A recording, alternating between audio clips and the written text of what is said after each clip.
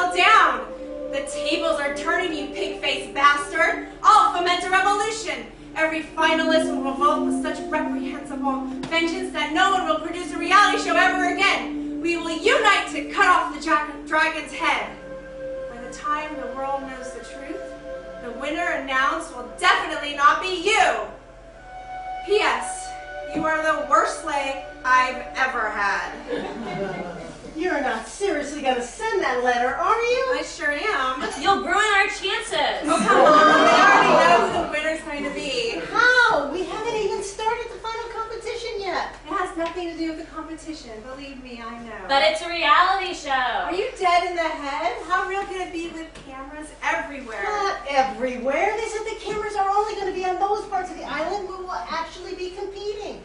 You wouldn't put the cameras in the showers or the porta potties. And you trust them. You know what? Let them put cameras up my kazoo. For $1 million, they can put them anywhere they want. It's actually $5 million, 1.25 for each of us. Each of us? Sorry to ruin your plan, but the ultimate game isn't anything like the Survivor you know. If it were, would any of us have made it to the finals? If it's not like Survivor, what is it? Well, all we know so far is it's a combination of the final games the final 4 teams have won. If that's the case, we might as well give up now. He speaks. Look at you three. I'm not sure how we survived Survivor in the first place. It certainly wasn't your strength and endurance. Oh, you're right. It was your strength and endurance. And our social dynamics and strategic alliances. And the jury's pity on us for having an old lady on our team. Oh, no argument there. Very strange teammates. Not like the usual Survivor, that's for certain. The show has been on for 48 seasons. Maybe they want to try something new. I think we have a chance. I don't. Why? Have you seen our competition? The Love is Blind boat team, sailing skills, relationship skills, navigation skills. No, we're like dating game on water. They may have skills in the romance department, but in the physical department, they're worse than we are. All right, the Clue Whodunit team, deductive reasoning, critical thinking, problem solving. Unless someone on the island gets killed, there'll be no who to have done it, so that leaves them out. Desperate Housewives team, secrets, crimes, forbidden romances. They have emotional, social, and physical skills. Well, they definitely all have skeletons in their closets. And the whodunit team can find out how they got there and who put them there. And the Love is Blind boat team could drown them with kindness. And the survivors could wrestle those skeletons out of their closets. What kind of competition is this anyhow? Whatever it is, I wish the damn contest would start already. We've been here for over a week, and no one has told us what's going on. Well, for now, it's a vacay!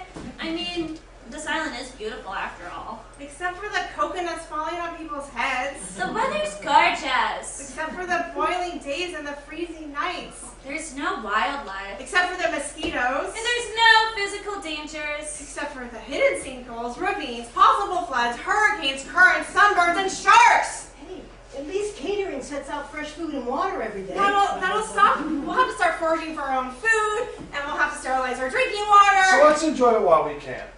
I'm going to work out. I'm gonna go tan. I'm gonna go find myself a monkey. And I'm going to write a letter. Hi, sweetie. You're never going to believe it. My team is one of the finalists. We get to pitch our case to the jury. If that's the way it works.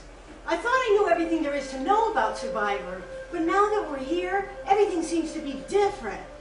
But at least we're here, one of the 4 final teams. You'll never believe how we got here. Everything went just as I planned. I was the perfect boob. LOL. They all treated me like the fat old lady. Not a single one of them saw me as a threat. Funny thing is, they even started calling me the boob because, God, this is so embarrassing. My boob literally fell out during one of the challenges. I was so humiliated. The young guys were laughing at what I presume was the hideousness of my old lady boobs. I laughed with them and pretended I was cool with the new nickname. Fuck them. They're not going to be laughing when I walk away with the $1.25 million. I mean, if that's the way this final game is going to be played, every time I screwed up a challenge, intentionally of course, they all assumed it was the old lady doing the best she could. I have to give credit to my team though. They are good or else we wouldn't have made it to the finals.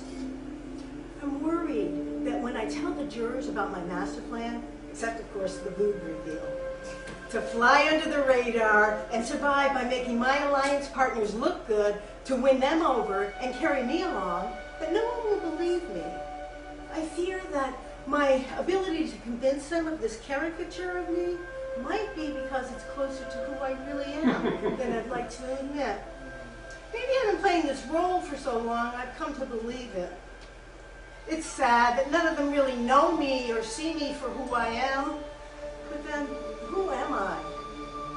The old fat lady with saggy boobs that no one wants to see? Is that who I am? Holy fuck! This is depressing. I can't wait to come home and shake this off. And I can't spend part of my winnings on an awesome booze job. Love you, baby girl. Wish me luck.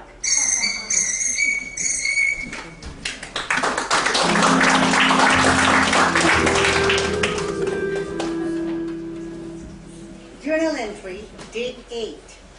The air tastes stale, like dust and secrets. I've always loved puzzles. The way they click into place, the certainty of logic. But this feels like a cage. 4 of us in my team marooned on a godforsaken island, reduced to tokens on a board. Trapped. The word echoes in my head, sharper than the waves crashing outside. No phones, no lifelines, no voices from home. Just this endless game, these suffocating walls, and the others.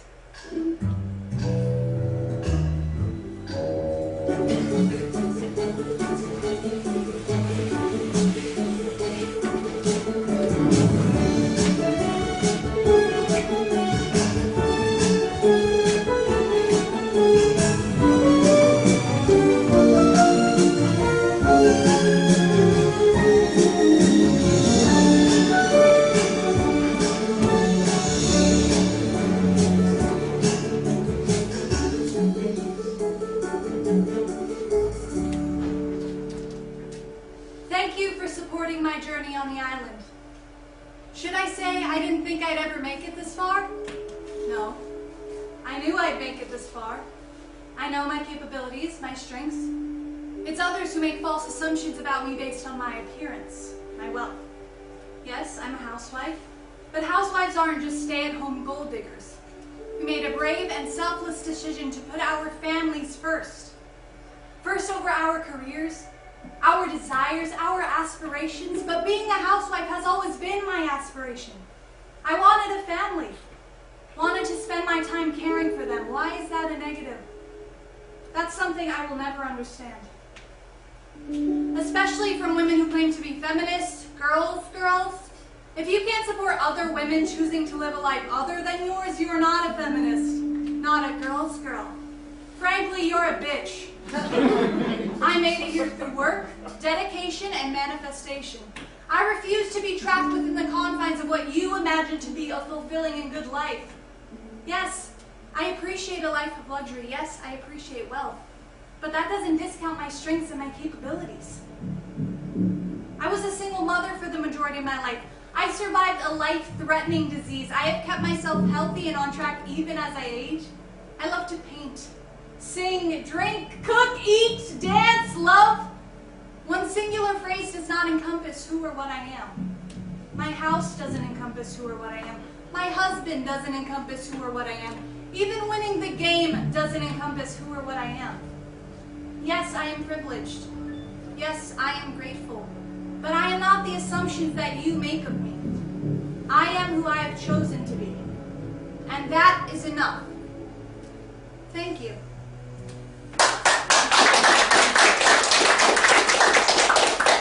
Is that your final version? Why? Don't you like it? It's fine. A little self-aggrandizing and you really only talk about yourself. Yeah, what about us? And what about me? I'm not a housewife, no matter how you slice it. Oh, well, back to the drawing board, but it had some good ideas, right? Some. I feel so handicapped. Yeah, this desperate housewife game is pretty weird, right? I mean, we don't have any physical challenges. Well, I mean, like a leg up or get a grip. Well, maybe those weren't the best examples. I mean, like, it's like balling a jack. No, not that, like, hold your own. Like, You better quit while you're ahead or while you're behind. I think what Cindy means is that our challenges so far were more like cooking a great meal out of snack foods or flirting with the postman in a way that makes him feel confident about himself, but not horny. yeah, that was a funny challenge, wasn't it? Actually, I wasn't talking about the competition at all. I meant I feel handicapped here, on the island, without my phone or laptop or iPad. If I could have asked ChatGPT for help, my acceptance speech would have been perfect. Yeah, I don't know about that. Perfect isn't always best. Sometimes rough edges are more appealing. Instead of being so forceful about defending your right to be a housewife, maybe a confession about something you did in your life that wasn't so nice and upright. That is, I mean, if you've ever done anything like that. Well, I took $1 out of my mother's purse once. I felt so guilty. I saved up my allowance and put back a $5 bill. I don't think that's what she meant. I bought a ready-made frozen pie and told everyone I'd made it myself. Shame on you. And, oh, here's one. When I was 11, I was in a dance group at school. All the girls were older and they all had already started to develop. I was so jealous that one week I put my rolled up socks into my bra and came to dance class looking like Mae West. One of the girls commented, "You're wearing falsies, right?" And I said, "No, it's the weirdest thing. They just sort of grew in the last week." If that's the worst thing you've ever done, I think we can move on. This phone thing, though, it is a little weird. No communication whatsoever with the outside world. But they let us write letters. Yeah, but we don't get any answers until after the game is over. At least we can let people out there know what's happening so they don't worry. I guess. Why do you think they're so tight on communication? Why? So that no one gives anything away. The secret of the ultimate game. That's what makes the viewing public so interested. If even one of us leaked information, it would ruin the whole thing. They say no one besides the crew even knows where we are. What if something happens to one of us? Well, they have doctors and nurses on the island. They have police. They certainly have communication. How do you know? It's in the NDA we signed before we were allowed to participate. You read it? Of course, didn't you? Not really. You mean to tell me that when you register for something online and you have to click the little box to say that you read the fine print, you actually read it? Of course, don't you? Now you're just trying to make me feel bad. Just a lesson about keeping your eyes open. We'll all need that for the game. We can't assume anything. Because assume makes an ass out of you and me. I know that one. Just because the competition is called the ultimate game, trapped, stripped, and stereotyped, don't assume that the words mean what you think.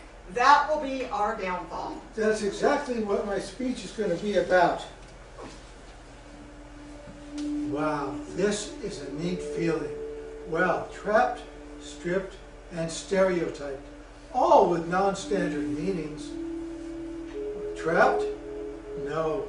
Being with these three capable and attractive women for a prolonged period of time was freeing once the initial discomfort was over. And stripped? None of us were actually stripped naked, except perhaps in my imagination. However, my ego certainly was, since being the only male did not mean that I was the most capable. I needed all the help I could get. And finally, stereotyped. With the amount of different and difficult tasks we had to do, stereotypes just didn't apply. Whenever we had to do something, we all pitched in and did whatever we could, and we somehow made it through. And now, here we are. Wow. Thanks for being polite.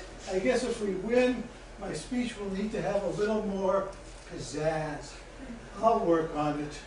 If they have communication somewhere on the island, I'm going to find it. We may be out in the wide open spaces, but without my phone, I feel more claustrophobic than I do when I can't get my dress off over my head and I just want to rip it right off my body! Sorry. Don't know where that came from.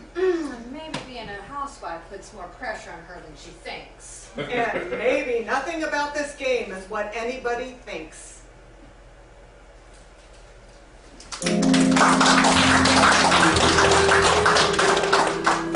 Journal entry, day 11. I'm supposed to be the brilliant one, the solver, the one who sees 3 moves ahead. That's why they picked me, right? But here, I'm stripped, peeled down to raw nerves. Every deduction seems like grasping at smoke. The others watch me. The accountant with the spreadsheets of suspicion, tallying every glance I steal. The actress, honeyed smiles and rehearsed hesitations, playing a role even when the camera is off. And the composer? God, the way he hums under his breath as if he's scoring a doom. Do they think I don't notice their sideways looks? the genius think this. She crack it first. What if I can't? What if the game cracks me first? Am I playing the game, or is the game playing me?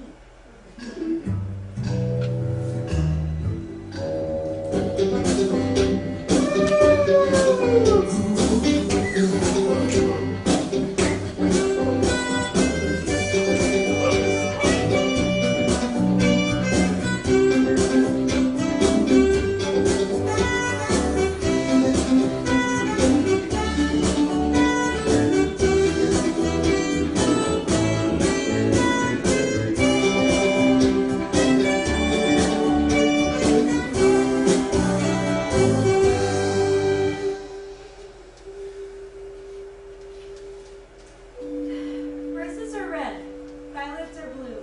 Life could be harsh for me and for you. Roses are red, and so are my eyes, crying from heartache and gut-wrenching sighs. Roses are red, daisies are white. Tell me you love me, and I'll be alright. Yeah, at least for tonight. That's nice. I know. Is that how you really feel? Of course. But who is the sweet poem for? Is it me? No. Is it me? No. Is it me? No. Then who is it? The island, of course. Of course. This game here is the biggest prize of all. But do you think we stand a chance of winning the prize? Yes. I wonder. All our skills are related to sailing the seas. Yeah, like pirates, yo-ho-ho, and a bottle of rum. Seriously? This island is smaller than some of those actual cruise ships. The Holland America, Royal Caribbean, Carnival cruises. You can fit 4 islands just like this into one of those ships and still have room for the Coliseum. You're exaggerating, aren't you? Maybe a little, but what I mean is a ship or an island. They're both isolated communities surrounded by water. True. Yeah, but an island, this island is lovely as it is. It doesn't have a nightclub. Or a gym? Or no, you can eat buffet. But the main skills that we needed to get to the finals of the Love is Blind boat competition didn't have anything to do with self-indulgence. And it didn't have anything to do with navigation or engineering or medicine or information technology. They weren't that specific. So what were they? They were people skills, right? Right. We stand a much better chance than the other teams. We can handle any situation we face. And win the $5 million and buy a cruise ship of our own. With $5 million, we could probably buy a large-sized dinghy. Yeah, but this isn't about the money anyways, is it? Don't they say money is the root of all evil? Actually, the saying is the love of money is the root of all evil. They also say that love is what makes the world go round. And I think it is love that'll see us through.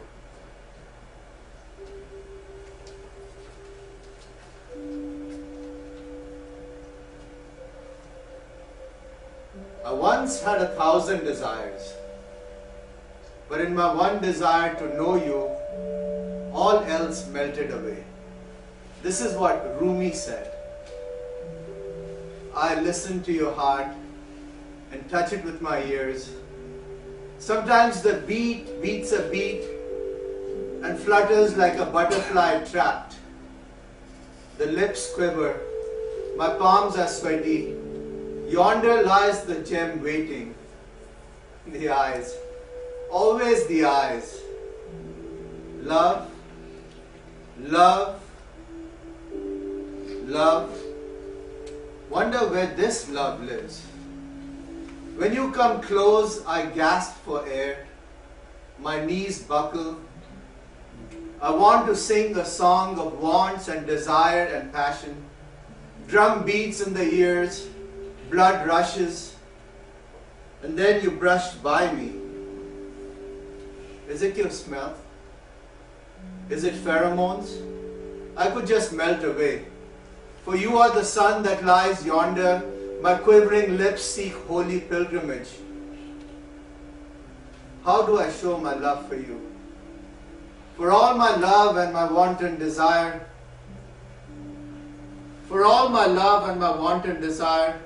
I realized that when I stopped trying to impress you and saw you, listened to you and listened some more and heard you and heard you some more. Then it happened. You became more precious to me than myself. I seek no victory, or maybe a lasting kiss. Nay, a smile will do. For your smile, I lay down my arrogance and ego and anger and vanity. I could then leave this island carrying you in my heart. But who is the subject of that poem? Is it me? No. Is it me? No. Is it me? No. Then who is it? It's the island, of course. Of course.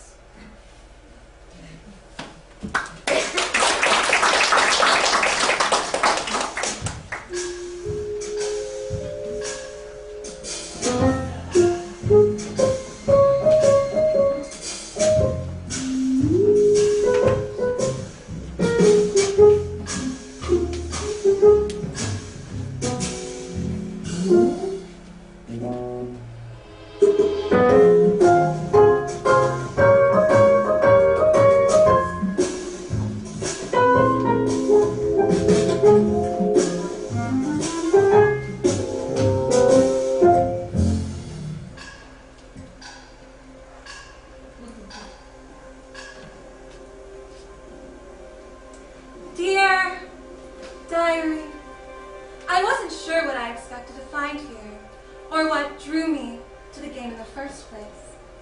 Maybe it was my own desire to escape, smothered by the same people, the same home, the same routine. Or maybe it was a quiet rage, the kind that simmers when a company restructures you out of a job after 8 years? After you've poured everything you've had into optimizing workflows, streamlining processes, and enhancing shareholder value. They left me, stranded, hopelessly, doom scrolling LinkedIn, dreading the next rejection email I was going to get. With little cash on hand, and even less self-esteem, I saw that ad and that prize money and said, fuck it. Maybe it'll turn me into some verified social media star and I can advertise athletic greens and Skims shapewear for the rest of my days. Honestly, that seemed like a pretty nice life, if I do say so myself. Once the viewers see the show, I think they may be surprised. I know how I'd be on the outside. Nice girl, follow the rules girl, not necessarily the one you trust to manage and win 6 rogue account executives into shape. But not on the island. In fact, afraid to say how natural it felt just being who I wanted to be. What are the kids calling it nowadays? Girl boss? Oh! I've always hated that term. The island has changed me. The people, the friends, and maybe a few enemies. But the confidence I have going into these interviews now, it'll be unlike anything I've ever had before. Oh, and by the way, have you tried Tarte's latest mascara? The makeup artist here on the island swears by it. Funny to think there's a makeup artist on a reality show. How dare you read my journal? It's private. It's the only thing around here that's private. Oh, come on, we're a team. I thought you'd be honored. Honored? I'm violated. She's right. Our journal are not meant for prying eyes. I wasn't prying. Besides, she left it lying around. It was so important to her, so secret. Why did she hide it in her backpack? They gave us very strict instructions. They told us our journals were private and that we were not to read anyone else's under penalty of being kicked off the island. And you don't think the whole reason they said that was so that we wouldn't read each other's journals? Reading someone's journal. Is that honorable? Honorable? There's nothing honorable about this island or the people who run it. So you just did it just to be a bad boy? No, look. Knowing each other inside and out will make us win the game. Once I know your dirty little secrets, your most guarded weaknesses, your most desperate desires, that's when we'll truly be able to trust each other. Trust each other? After what you did, I can never trust you again. Why don't we all take a breath? Arguing is not going to help us win. And Brett does have a point. The more we trust each other, the more we can build an honesty amongst us. Oh, so if I read his journal and found out he was a murderer, that would make me trust him more? Did you read my journal? Why? Are you a murderer? And if I was, where would you run? Or would you call the authorities? How would you contact them? Have you seen anyone else on this island except the other teams? Any camera crews? Of course not. This game is different. They said so. Hidden cameras, so we feel more natural. Oh, they said so, and that makes it true. I'd shut them. Why would they lie? Why? So they can film exactly what's happening now. Arguing, fighting, invading each other's privacy. Then we won't let them get away with it. We won't argue, we won't fight, and we won't let them invade each other's privacy. We won't have to because we'll be totally honest with each other. Thank you. And to be honest, I don't have to be honest because I trust you even more. And your words will take to heart and make and honor you for the courageous, kind, selfless woman you are. Mutual Admiration Society, how sweet. You can read my journal if you like. I never write anything I wouldn't say out loud. Doesn't that defeat the whole purpose of the journal? No, I never feel anything I wouldn't say out loud. I believe that's true. I sense your strength and honesty. We don't have to read your journal to find out exactly who you are if we want to get through this experience in one piece. Get to know each other. Put aside your differences. Then, wedding will be the least important part of our journey. I guess that just leaves you, Brett.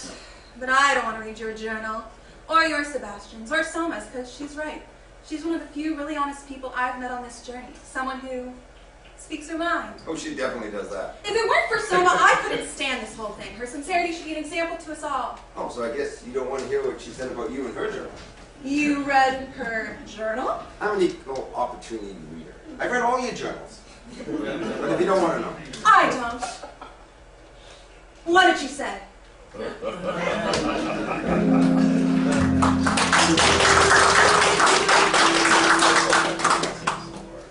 Journal entry, day 18.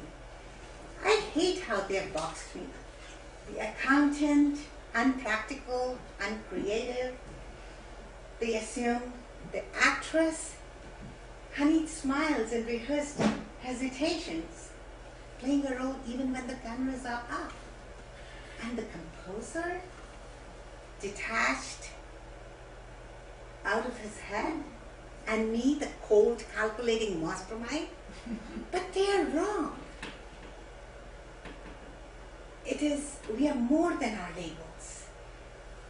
We are more than our labels, and the island doesn't care. The game doesn't care. It wants us to be caricatures.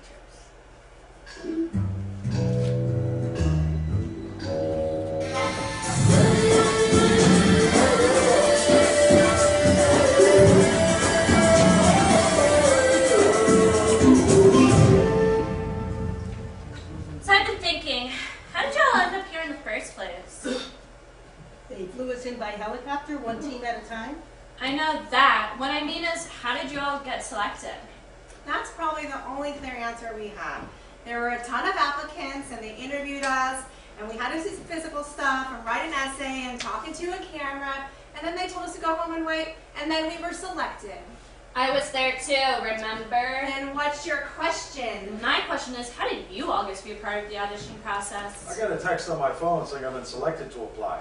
I got a call from a woman congratulating me on being one of 1,000 people picked to get to try out. And I got a letter with the date and time of the auditions. So wait, none of you actually submitted? No, not me. I didn't. I just got the letter and thought, hey, why not go for it? I'm a big Survivors fan anyhow. Yeah, the text I got gave me a date, time, and location and said be there, so I went. What about you? No. I submit literally once a week if they're holding auditions or not. I send them calls, texts, emails, find ways to bump into them at Starbucks. Send them flowers and donuts to remind them that I I'm available.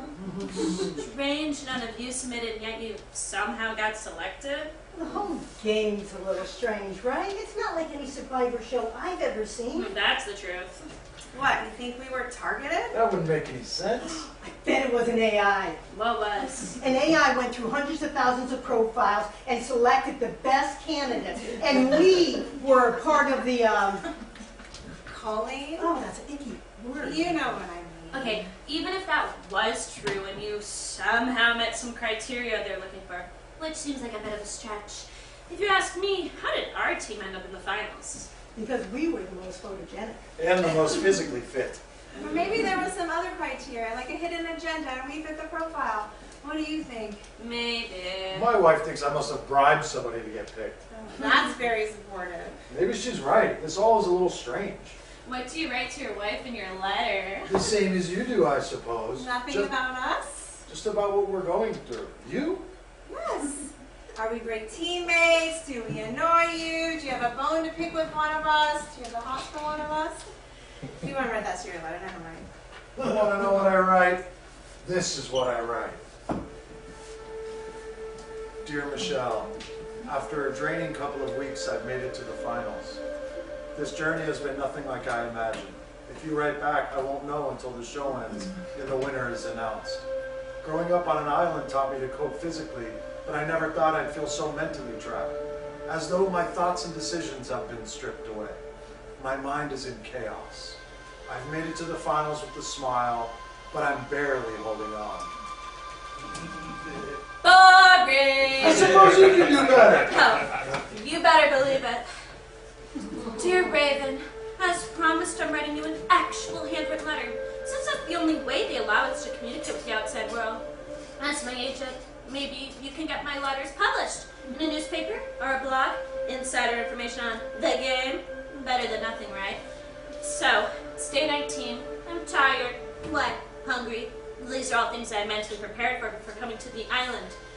But what I wasn't prepared for was being surrounded by the actual dumbest people I've ever met. This has been my life's dream, my goal. You've seen my 3 audition tapes. I want this so bad. I want to get the prize, the money, the title.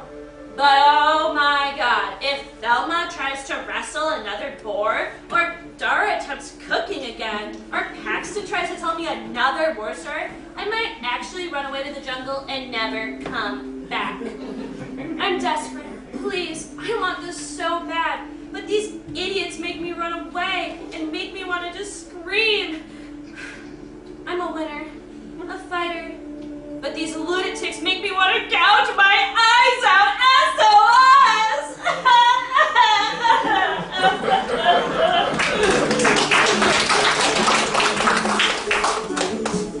You look beautiful today. As always. Oh, so do all of you. How does that happen? You mean the fact that we haven't seen a makeup artist since we landed, but our makeup is always fresh in the morning? How is that even possible? Maybe they sneak in when we're sleeping. But how would they know when we all fall asleep? So they lie in wait until they hear the snoring. I don't snore. Yes, you do. I'm a heavy sleeper. They could tattoo the Gettysburg Address on my back and I wouldn't wake up. No, I'm a light sleeper. When I was little, I'd wake up if my sister's breathing pattern changed. So maybe they drug us. In the food. But how could they be certain we actually eat the food? They can see the empty containers. You mean the ones that mysteriously disappear and reappear with fresh ones in the morning?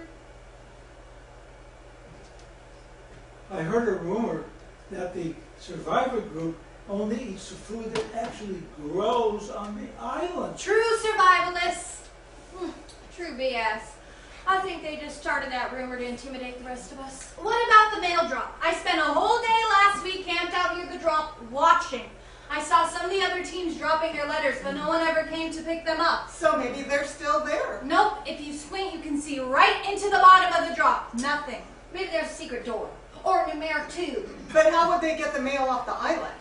Helicopter. Have you ever seen or even heard a helicopter? This island isn't that small. There could be a helicopter someplace and we'd never find it. But there's no such thing as a silent helicopter, so if there was one and if it was flying off the island, we'd hear it. So maybe they hold the mail until the contest actually ends, so that in case someone leaks something. Or let something slip.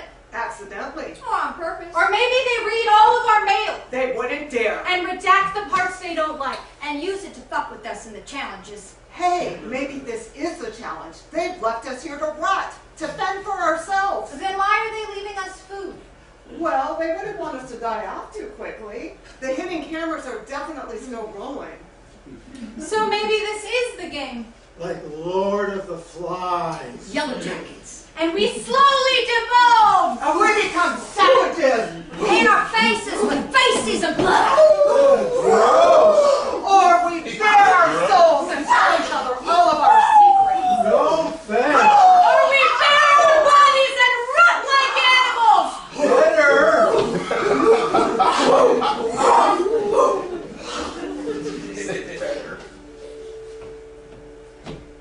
We won. Not sure how, given all the friction, not just amongst the cohorts, but within our own. Well, I must say, I am surprised, but not upset.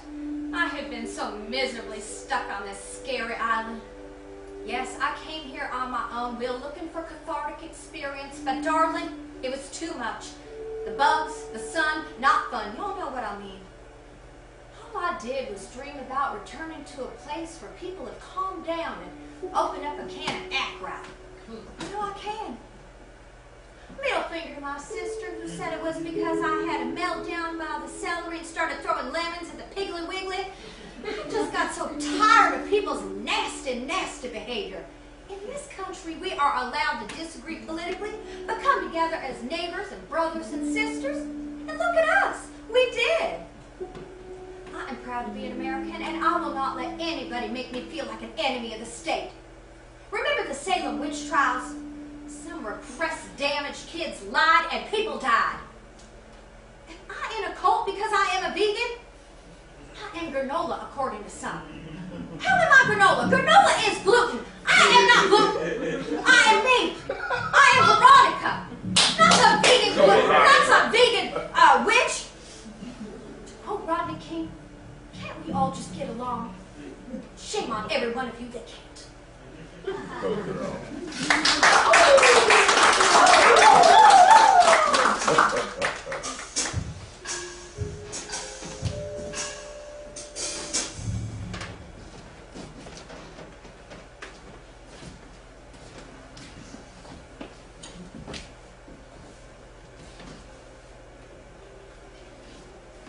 Why do people journal?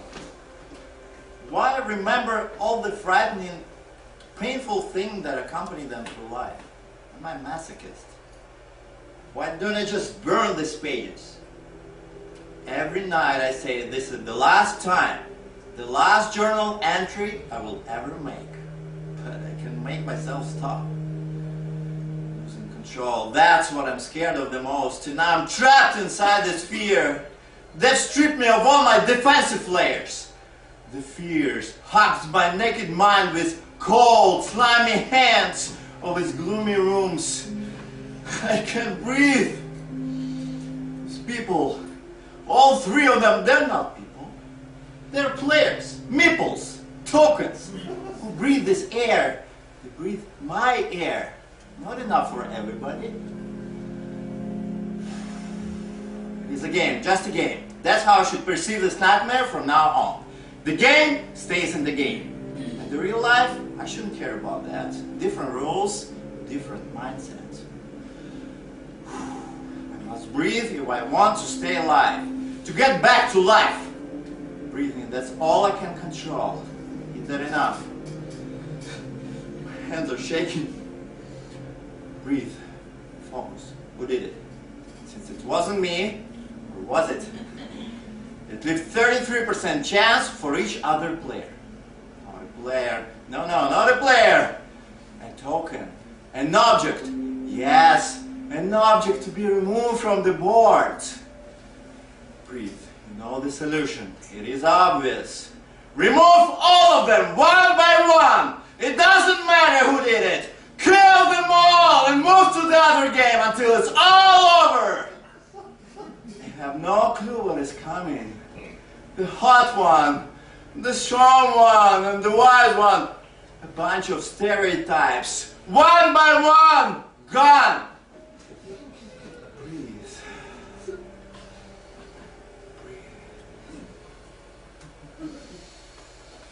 Well, that was the most intriguing thing that's happened since we arrived. Bravo, Sebastian. Wow. I don't think I'd have the nerve to let people in like that. Of course you knew we were listening, right?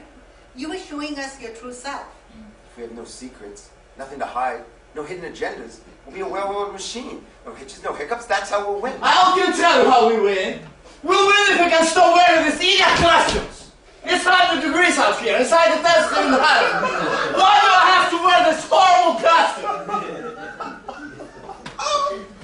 It's in your contract. Always, Sebastian. Costume, Sebastian. But it's not fair.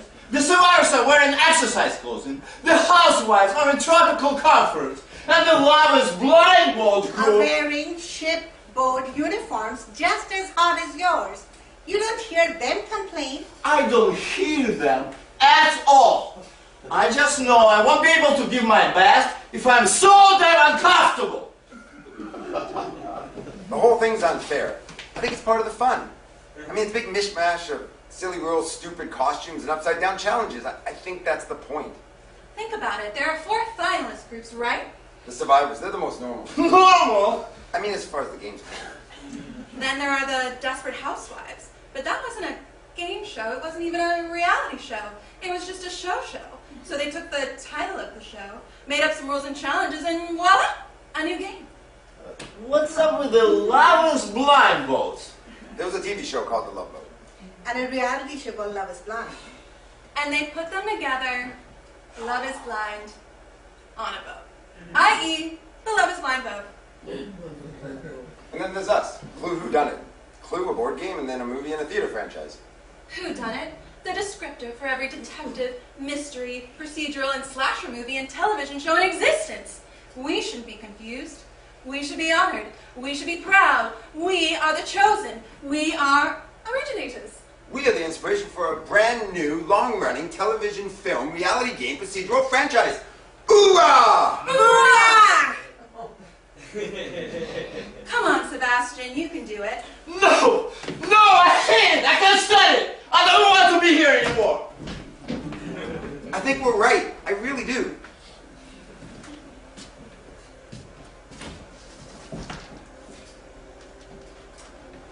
January 6th. Hello, Journal.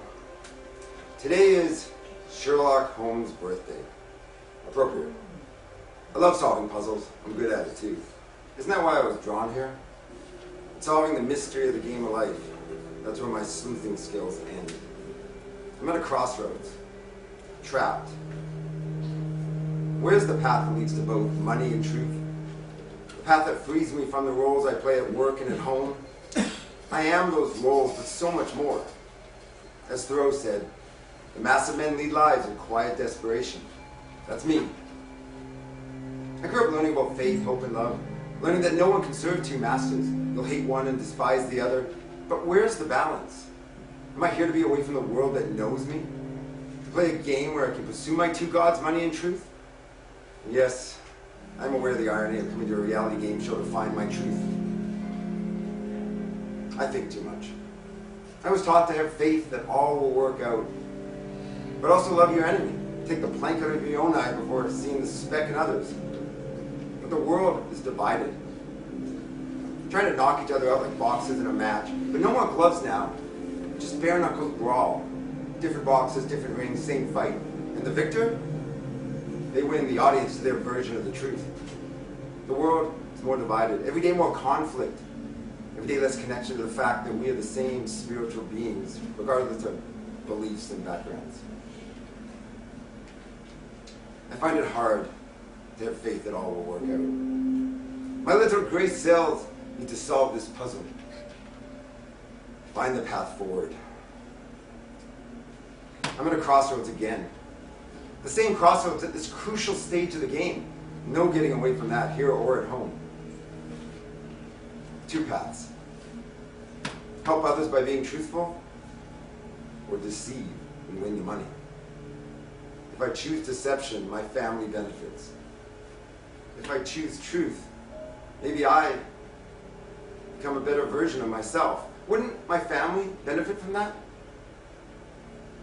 As Albert Camus wrote, fiction is the lie through which we tell our truth.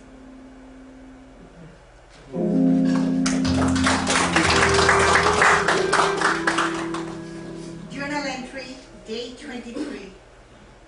I write this by candlelight, my only rebellion. My words are my lifeline, my proof that I'm still me. But even this journal seems like a trick. What if they're reading it? What if every confession in this is a clue for them to dissect? My hand shakes as I write. I'm not a player, I'm a person. But the game doesn't care. And the others, maybe they don't care either. Tonight, I'll dream of keys that don't fit locks and doors that lead nowhere. Tomorrow, I'll wear my brilliance as an armor, even though it's rusted at the edges. Let them underestimate me. Let them stick to their stereotypes. But in these pages, I'm free. I'm not a pawn. I'm the storm.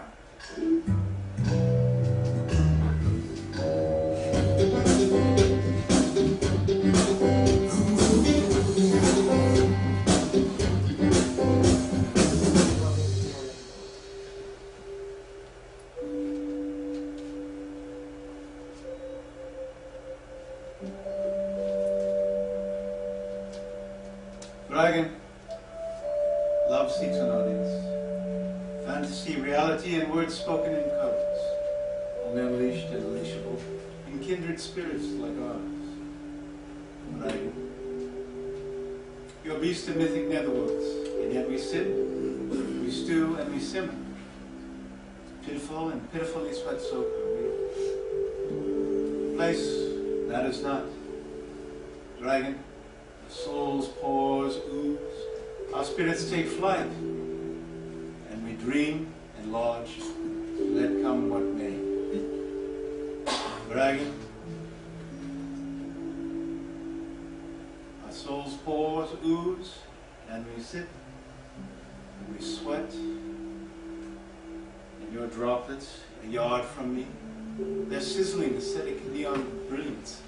How ecstatic I am. Mood and moodiness awakened. I would too of thee be beast of mythic lore, and of you I would know the feeling of being real. Sweat and hot heat is to be without emotion, is to be without avoidance. And I too hate sweltering waves, the slow and empty motion, and alone to spew as it moves me. Dragon, despite it all, the center, giving in. Despite it emerges, and dragon we speak. We share each other's breath. We see the essential quivers of our movement. We hear the sounds, wordless voice, my inhalation and exhalation, and inspiration, lightness, pastel neons, dragon, you say, I like, you like, all the while knowing that words are to be spoken, read, learned, and understood. Emotions are to be experienced and felt. Dragon, I seek an audience. Speak in codes of the unrequited, and I know it is only unleashed and unleashable in kindred spirits.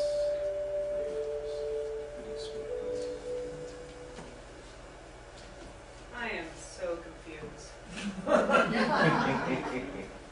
think everyone's confused. You're always like that. Like what? Like the moderator, the mediator, the modern man, the person who always tries to smooth things over and keep the balance. Maybe selfish, really. I don't like it when people argue. I wasn't arguing. I was just stating a fact.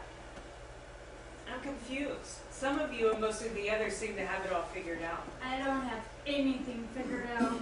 I mean, they go with the flow, not understanding or not caring that they don't understand. That's me. Or they think they understand, and that's good enough for them. That's me. Or they think or they know more than they're letting on, and they don't want to let the rest of us know. That's definitely not me. Oh, wait, I think it is. You don't have to pick on me. There's no reason to. And you have no right. I have just as much right as anyone else. They stuck us in here with no rules, no regulations, no regard for our feelings, our safety, or even our health. That's confusing, and when I get confused, I get angry. You don't have to get angry with us. We haven't done anything. That's the point. You haven't done anything. You just lie around here like you're on vacation. Yeah, but it is a vacation in a way. I like vacations. I can't believe you. Not one of you is trying to figure out what is happening, or when the big game is going to start, or what we're supposed to do, or how we can practice. It makes me so angry. Well, go be angry someplace else. How dare you? Please, I don't want to get into it with you. It's for your own good. It's better this way. Please just go away. I can take it. At least something would be happening. You haven't seen me getting really angry. You don't want to see him angry. I don't want anyone to be angry. I hate when people are angry. Okay, Patricia, come on. Let's go do a Tai Chi. Can you get out of my home if you like, Wesley? I take back what I said. You're not a moderator or a mediator. You're a passive-aggressive manipulator. Maybe you're working for the producers trying to mess us up so we'll lose. Is that your game? My game, honestly, is to help you. I like you. I like the fact that you don't just go with the flow, that you express your concerns and confusions. I was hoping that together we can boost our team to the top of the heap. I'm sorry. I'm joining the others, and you are too much for me. It's better this way.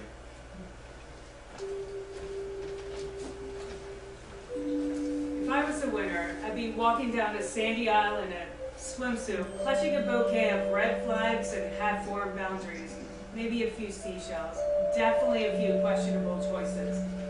Whatever this is, a love experiment designed by someone who clearly hates boundaries, sunscreen, and stable Wi-Fi isn't exactly a safe space for anything real, for truthful voices. We've been stripped of our smartphones, our filters, our Amazon delivery, and somewhere in this vulnerable soup, I found something real and terrifying and slightly sweaty. I mean, look at us. Sunburned, bug bitten, emotionally cracked open like beachside oysters.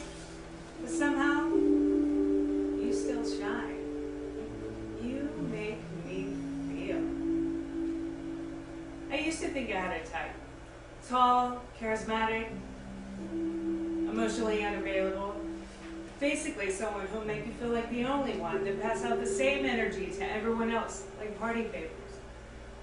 But maybe that type was never mine. Just shaped by a culture that rebrands red flags as chemistry, that sells type of the week in 31 flavors. But you've been real and constant and safe. I finally heeded that. In a sea of edits, chaos, and egos, I didn't know how much I needed that. Maybe it's just the heat talking, or maybe it's because you're my most trusted ally. You actually care. You listen. You're not just a narcissist in a crop top selling sponsored content disguised as vulnerability. And that feels rare. There's a heartbreak beat in all of this, and it feels like love. I can't prevent it. Even if we get voted off and catapulted back to civilization, just know, I meant it. Whatever this was, I meant it.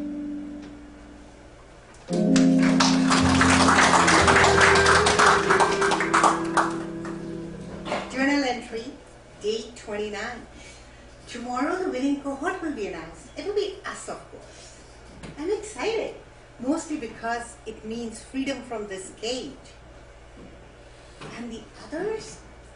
Brilliant as I am, I've not been able to discover how they really feel. Their content breadth is meticulous, too meticulous. He washed everything as if he was balancing some invisible ledger. Actress. She was all charm and tears. She was excellent at grabbing attention and deflecting. And the composer? He drifted through the whole game as if he was listening to some haunting melody that none of us could hear. Brilliant or broken? I haven't decided. But someone here has been orchestrating something much darker. Someone has been a few steps ahead the whole time. I have one more day to catch them, and catch them I will.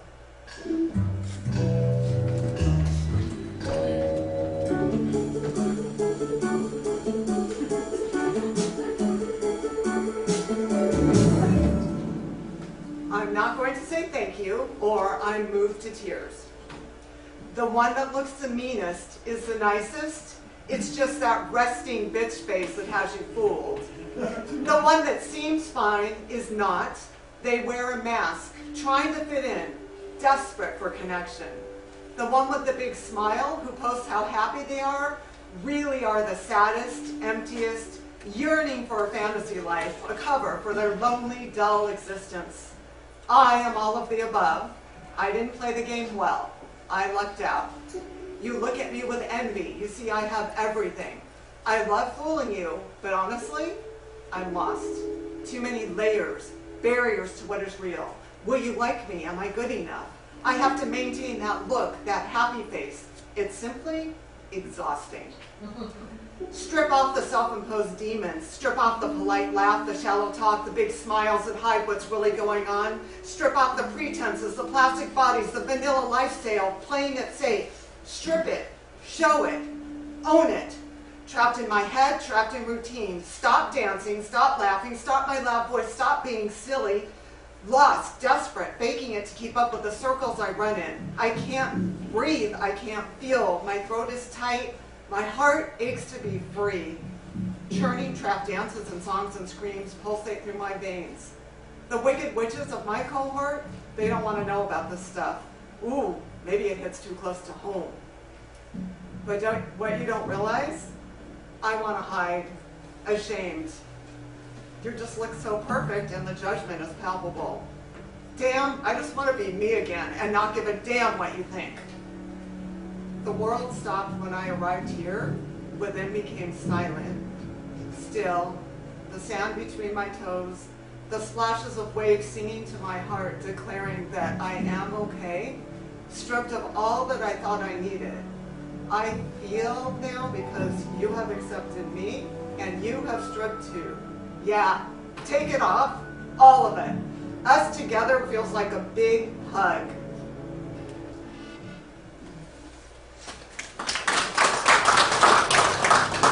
What are you doing practicing your acceptance speech? A little presumptuous, don't you think? Good speech, right? Ticks all the boxes. I'll use it when I get the Academy Award for Best Picture. Ha ha, very funny. So what are you doing? Is it starting? What's going on?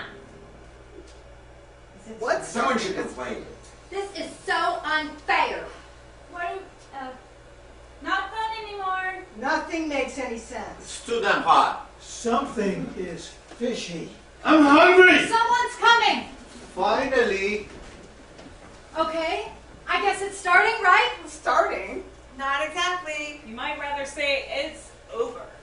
What are you talking about? The game has been going on since we got to the island. But we weren't doing anything. Oh, you were definitely doing things. Lazing about on your island vacay. Writing letters. Reading each other's journals. Good idea, the rule about everyone not reading each other's journals. Best way to make them do it right.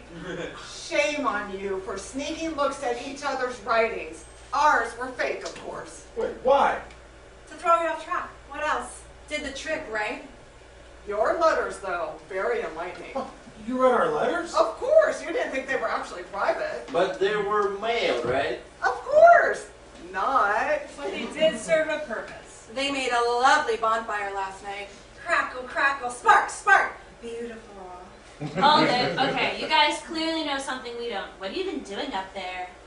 Why do you guys know what's going on? You're team members just like us. Not just like you, I'm happy to say. No one knows what's going on except you, it seems. How do you know these things? Don't keep us in suspense, just explain. Yes, ma'am, the whole thing is a game. Of course, it's a game. Not that kind of game. Not Survivor or Clue or Love is Blind Boat. That is one of the stupidest names for a contest I've ever heard. How could any of you possibly think it was real? What do you mean? You never won anything, as if any of you could have gotten past the first round on your own merit. You were meant to be chosen as finalists from the beginning. Well, most of you anyhow. A couple of you were just too cute, so we kept you as well. Chosen? Kept? We orchestrated it, the four of us. From the initial reach out to the final helicopter dumping you here. You are responsible for all of this. That's a laugh. To pull off something this big would have required meticulous planning, defined objectives, clear timeline, effectively allocated resources, efficient execution, structured procedures, and smooth communication. Yay, I finally live up to your expectations. My what? I don't know you except as a very strange member of my team. You don't remember me? Should I? The production assistant you summarily fired because I was sloppy, lazy, unorganized, feather-brained, and unable to fulfill even the simplest double espresso vanilla cold foam caramel Ethiopian brew latte order. You. That can be. I guess I've redeemed myself. You orchestrated all of this? We did. The four of us. Why? Revenge. You didn't just shout those words at me in front of Hugh Jackman. You wrote them on the reference you sent to anyone who wanted to hire me. It took me 10 years to get back in the game. This is crazy. I had to marry a producer to get the position I wanted. You stole 10 years of my life. So, back at you. Wow. All this? Just for me? Well, not just for you. Remember me? I would always have remembered a woman as beautiful as you.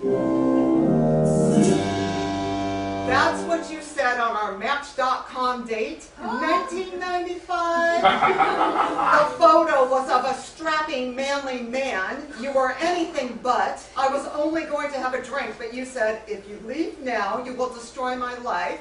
How can I forget a woman as beautiful as you? So I stayed for dinner.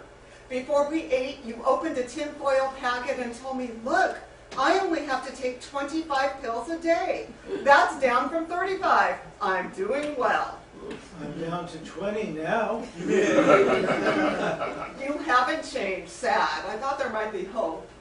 After I left the restaurant, you followed me home. For months, you camped outside my door. You sent me collages of you crying with, I can't forget you beautiful woman scrawled at the bottom. You mailed me your apartment key, and when I finally thought it was over, you appeared at my wedding, and when they said, if anyone here does not think these two should be together, you strode up to the altar and handed my fiancé deep, fake, naked pictures of you and me!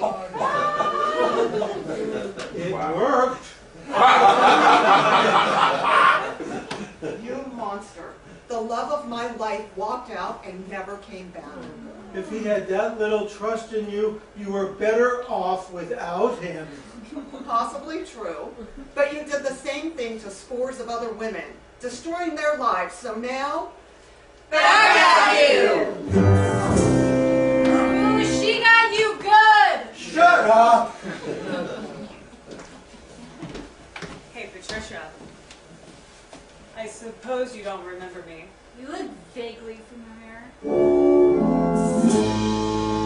You were one of my closest friends in high school. You wanted to be perfect, so you shamed me for being thin? I didn't recognize it as body shaming. I saw you hurting and I tried to be empathetic. Reverse body shaming, just as damaging. Taking your insecurities out on me. You wanted to be You felt like you were being judged for not fitting in society's ideals, but you were shaming me for fitting them too closely? Now I remember you. But that wasn't me, that was my sister. Oh, shit. Right. So I shouldn't be here? Let's just call it guilt by association. Noted! No one says that anymore. Look, I don't recognize you. Maybe you made a mistake about me. The class bully, 5th grade. One day during recess, the wind blew up my skirt. I was wearing underwear with the days of the week on them. It was popular back then. Mine said Tuesday, but it was Friday. You started chanting, "She's wearing Tuesday underwear! She's wearing Tuesday underwear!" You got everyone doing it. You gave me the nickname Wrong Day Chloe. It stuck with me inside and out. Yeah, it was funny. It was humiliating. A way for you to get attention, to make yourself feel special. And the only way you could do that by making someone else feel small. And there's no coincidence that Brody is here too. What did I do? Pretty much the same. And I know you don't remember me. I was never important enough. You were my camera operator 10 years ago. I wore overalls, glasses, a cap. Wait, that stupid cap that said, "I'll fix it in post"? You do remember. We were filming an interview on Love Connection, a set visit shoot with Andy Cohen and Portia Williams. Just as we were about to step on set, with the execs and producers right behind us, you put a tangled mic into my hand and said, "Untangle it quick." Oh boy, you were scrambling. You look unprepared and unprofessional. What a hoot. It was sabotage, and it wasn't the first time, but it was the last, because I was let go and... I got your job. I got you axed. So now... Back at you! Back at you! You can't say it to me. You're right. Sorry. Oh, this is fun! Who's next? You are, you little shits. Oh dear, little me. Babysitting got me through grad school. A friend referred me to your mom. She was nice, gave me the standard list of do's and don'ts. One warning, you had attended a birthday party and brought home a bag filled with piñata candies. You were only allowed 2 pieces after you ate all your dinner. You did as you were told. I gave you your 2 pieces. You begged for one more, which I allowed. A small cherry Jolly Rancher. You were so excited. It was our little secret. After that night, I stopped hearing from your parents and I stopped getting referrals. One day I saw you in the market parking lot and your mom laid into me. You blatantly disobeyed me. Marcy ate all the candy. We had to get her stomach pumped. I tried to tell her I would never put a child in danger. Marcy told me everything, she screamed. I made sure no one hires you ever again. You snuck out after your bedtime, stole all the candy from the cabinet, and blamed it on me. That was the first night I learned the true meaning of the word betrayal. That's absurd. I was a 6-year-old kid. A 6-year-old Satan. It was a prank. A prank that made you violently ill. Isn't that punishment enough? If you had just been a sneaky little brat, I could have let it go, but you knew exactly what you were doing. I didn't. Then what did it mean when your mom was driving away and you stuck your hand out the back window and gave me the finger? Hold on. You pulled me into this farce again because I gave you the finger? No, I pulled you into this game because I found out you blackmailed your 5th grade teacher into giving you all A's, promising not to tell anyone that she stole from the supply cabinet. Oh, that. And how you pretended to be drowning to trick your brother into jumping off a 30-foot cliff to rescue you, breaking your leg in the process. Oh, that. And how you told your best friend you saw her boyfriend with another woman, so she would break up with him and you could grab him for your own. Doesn't everybody do that? You screwed over a lot of people, Marcy, so now... Back at you! I hope we don't all have as many skeletons in our closets as she does. For you, one is enough. What do I have to do with any of this? I don't know you. It's no wonder you don't remember me now. You didn't remember me then.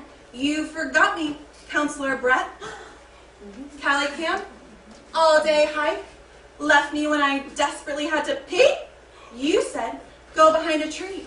And when I came back, you were all gone. Later, you said you didn't realize I was missing. But how is that possible when it was you who said, go behind a tree? No one discovered my absence until bed check. You left me alone, in a forest. I was scared out of my mind, but worse, no one missed me. For me, a formative childhood trauma. For you, a normal Tuesday. So now I will repay you for your kindness. Kindness? That night taught me how to embrace being alone instead of fear it. Maybe you'll learn that now. Back at you! You out of your mind. I wonder if people have any idea how much one word, one action can change a child's entire life? I completely agree. You should. I'm the living proof. You were my piano teacher. No, I never taught you. Oh, yes, you did. I was the goth girl. Black clothes, black hair, black lipstick, black eyeliner, black nails. You quit after 3 classes. Got it in one. 3 classes for you to say. You have no rhythm. You have no aptitude for music. Continuing will be painful for you and for me. You fired me from music. I did my job. I quit music. I admired you so much, I was sure you must be right. You ruined the thing that was most important to me, my love of music. I was honest. How can you fault me for that? My dear man, there are many ways of being honest, but if you are such a believer in the truth, then you are a self-centered, egotistical destroyer of vitality and joy. You shattered my dreams, so now, back at you.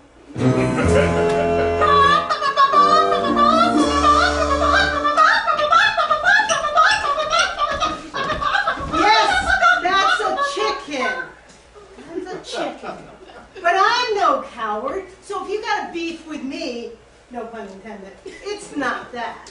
It's much simpler. It's about the chicken you eat. That is if it's not totally undercooked. Independent film shoot, craft services, lunch line, chicken kebab, no memory of the raw chicken. All of my coworkers and I showed you the raw chicken and you told us, you want to eat? You eat the chicken. Stop complaining. You and your co-workers were a bunch of losers. You're lucky you got any food at all. Well, maybe we were losers, but you were a potential murderer. Your blatant arrogance, your ignorance, your disregard for the safety of the crew could have cost lives. Eating undercooked chicken can cause salmonella, which causes food poisoning. Eating raw chicken can lead to diarrhea, vomiting, nausea, and death. Did you get that from Google AI? No, I got it from my doctor after I almost died, so now it's your turn. To eat undercooked chicken?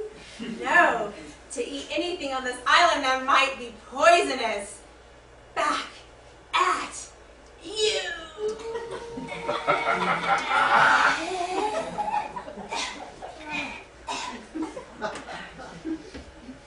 You, sweetheart. I don't know you. I've never seen you before the game. I've never done anything to you, for you, or against you. Absolutely correct, but in order for all this to work, we need a few horny males in the mix. Well, I wouldn't exactly say I'm horny. But while you're ahead. Last but not least, dear Cindy, who seems to be very well versed on the subject of horny males. Me? Yes, you husband-stealing bitch. Who are you? The wife of your sophomore advisor? I thought it odd he had such late-night office hours. He said his students had jobs and late night was the only time they could meet. At our house. That was you peering over the banister. No way. Yes, Wayne. I had just had plastic surgery. Thought it would keep the horny bastard interested. That face you saw, purple blotches, bandages swollen and lumpy, that was me. Wasn't expecting to see the beast with 2 backs on my living room couch. Wow. I don't recognize you at all. Obviously, but I certainly recognize you. It's hard to get an A. I'm sure it is. Your husband is a jerk. Possibly, although I did get this island in the divorce settlement. Not too shabby. He screwed me over. One too many words in that sentence. He gave me a C. I guess you weren't as good a lay as you thought. But I noticed a lot of A's and fancy promotions and lovely bonuses when I did your background check. It's your MO, darling. It's what you do. If only any of you had felt remorse or empathy or even guilt This isn't just about what you did to us. We're not monsters. We know how to forgive. But what we're doing is a public service. We're protecting the world from monsters like you. Maybe you can change, given time. So we're giving you the chance. Wait, what about me? Don't I get an accusation? Come on, bring it. What'd I do to you? Absolutely nothing. There's just something about your face that pisses me off. All this, what an elaborate hoax for a little bit of childish revenge?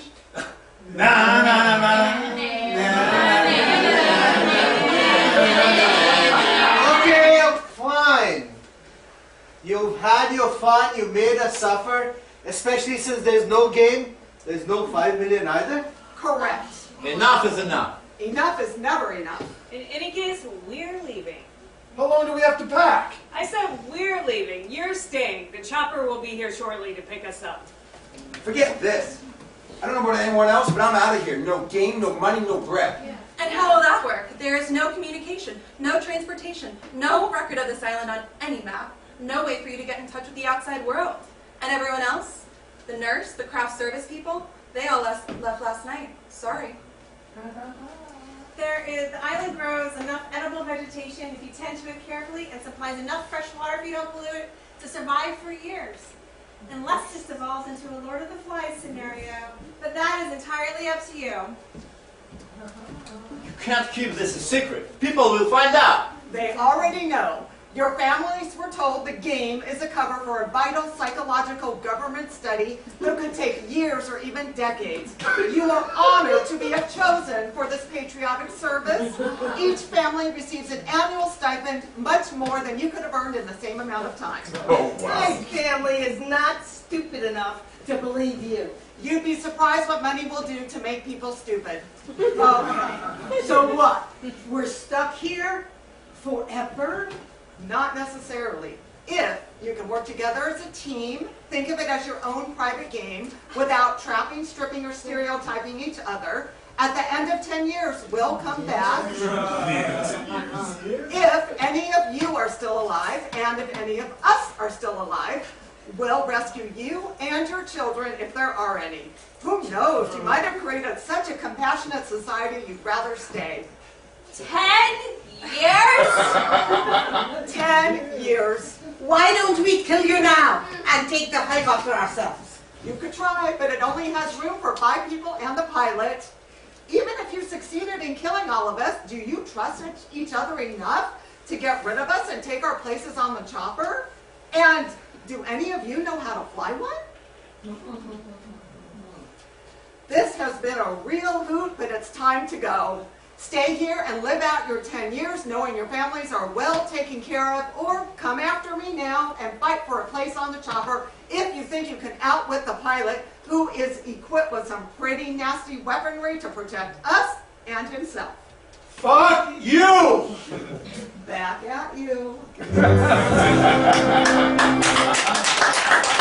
Are we just gonna let them go? Is there really no communication on this island at all? Are we going to turn into Lord of the Flies? For yellow jackets. We are too civilized for that. What do we do now? We care for each other. We prove them wrong!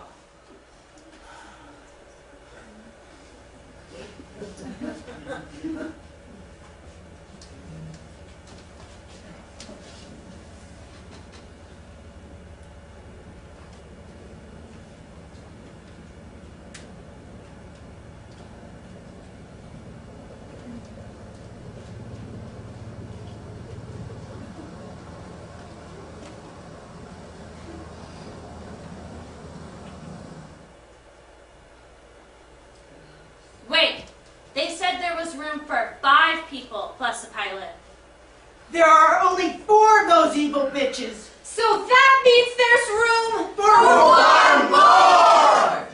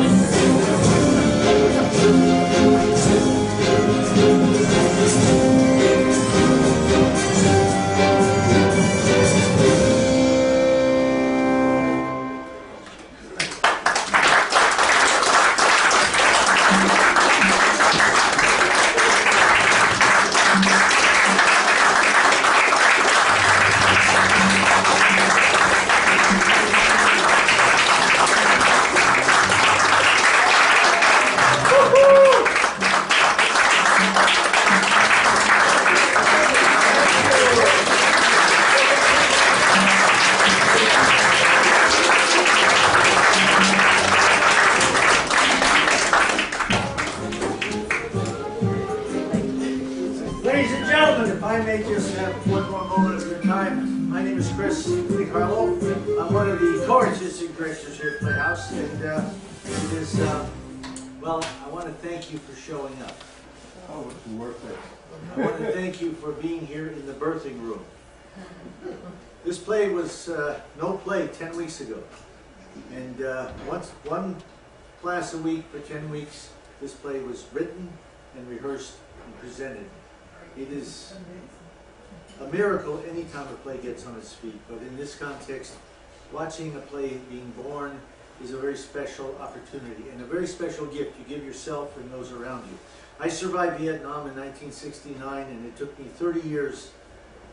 I had a thought, and the thought is our humanity is our most precious resource. It seems to me to be imperative to do all we can in our lives to nurture our capacity to experience and share that with ourselves and the world around us.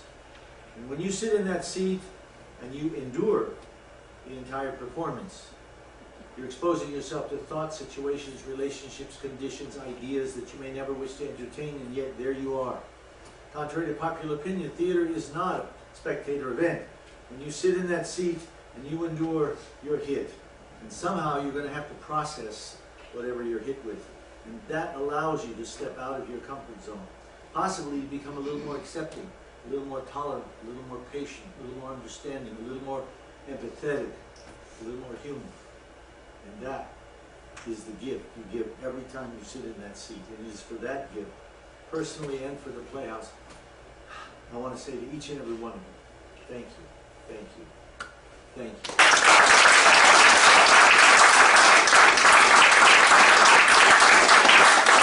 We'll be having a reception outside. Please enjoy. The actors will be out there and converse with them. I did want to share one more thing with you. I don't know if you noticed when you walked in, there was a big banner up on the wall showing before and after, or then and now, our main stage theater, which was created in 1979 by all the actors in the company, their parents, family members.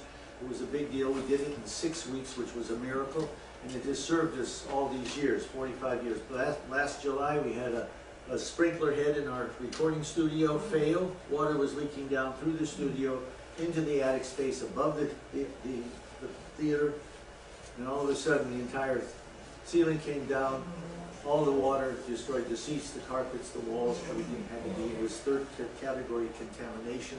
We have been haggling with the insurance companies and whoever else we can get in contact with, figuring out who's going to pay for what, the owner's insurance, our insurance. We know we're going to come up short, so we do ask, as you leave, if you can help us out, put a little something in our Save Your Playhouse basket, the deed to your house, your portfolio. Seriously, there's no gift too small or too large. We are deeply appreciative that you're here and you're present, and thank you again for being here. Thank you.